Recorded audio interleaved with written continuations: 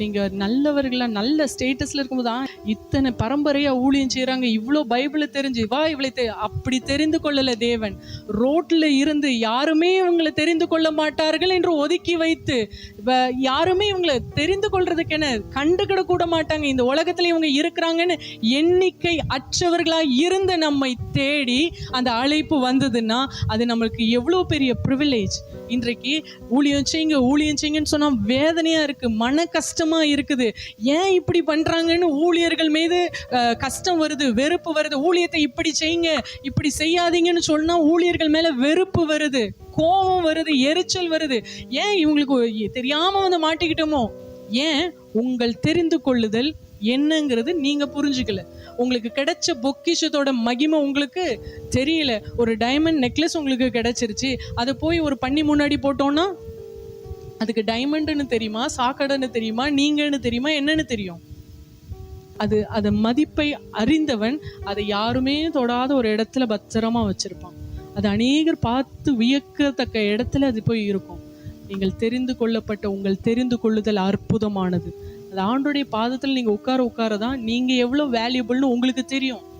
நீங்க எவ்வளவு வேல்யூபிள்னு இன்னொருத்தவங்க வந்து சொல்லி எப்பவுமே கூஸ் பம்ப்ஸ் மொமெண்ட் ஏற்படுத்திட்டு என்ன பண்ண மாட்டாங்க, இருக்க மாட்டாங்க. நீங்கள் தெரிந்து கொள்ளணும். உங்கள் தெரிந்து கொள்ளுதல் எப்படிப்பட்டது, நான் எப்படிப்பட்ட வஸ்திரத்தை அணிந்தவள், கர்த்தர் என் மேல எவ்வளவு நினைவாய், என் மேல எவ்வளவு தரிசனங்களை வைத்து என்னை செயல்படுத்தி கொண்டிருக்கிறார் என்பதை நீங்கள் உணர்கிற வரைக்கும் உங்களுக்கு மனதில்லாமலும் அசட்டை பண்ணி கொண்டும் நீங்க அந்த அழைப்பை குறித்த கவனமற்றவர்களுமாய் தான் இருப்பீங்க. இன்னொருத்தவங்க உங்களை ட்ரிகர் பண்ணிட்டே இருக்கணும். கர்த்தர் உங்களுக்குள்ள கிரியை செய்ய இடம் கொடுங்கள். அவர் உங்களுக்குள்ளே இறங்கி செயலாற்ற இடம் கொடுங்கள். அவர் உங்களை வைத்திருக்கிற அழைப்பும் தெரிந்து கொள்ளுதலும் மிக மிக மிக மிக அபூர்வமானது. என்னது? அபூர்வமானது. உலகத்துல யாருக்குமே கிடைக்காத அபூர்வமான பொக்கிஷத்தை கர்த்தர் உங்க மேல வச்சிருக்கிறார். அதை ஒவ்வொரு நாளும் நினைத்து ஆண்டவருக்கு நன்றி செலுத்துங்கள். இந்த கல்யாண வஸ்திரம் தரிக்காம போனவன் செய்தது சரியா தவறா? 100% தவறு. அவ்வளோ திமிரா துணிகரமா என்ன பண்ணியிருக்கான் அவன்?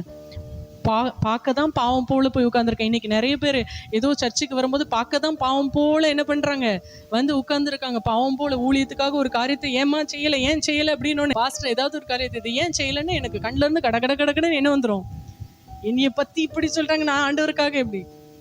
உங்கள் அழைப்பு உத்தரவாதத்தை நீங்கள் ஜஸ்ட் அதை விட்டு அந்த ஸ்லைட்டை டீவியேட் ஆகும்போது பரிசுத்த ஆவியானவர் உங்களை கண்டிப்பார், உங்களை உணர்த்துவார்.